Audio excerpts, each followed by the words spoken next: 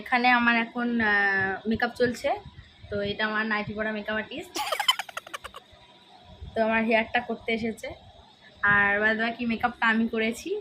তো মেকআপটা কেমন হয়েছে জানিও সবাই। তো এরপরে দেখতে থাকো কি কি হয়। আর ফাইনাল লুকটার জন্য এটা আমার ফাইনাল লুক। তো সবাই জানিও কেমন লাগছে আমাকে।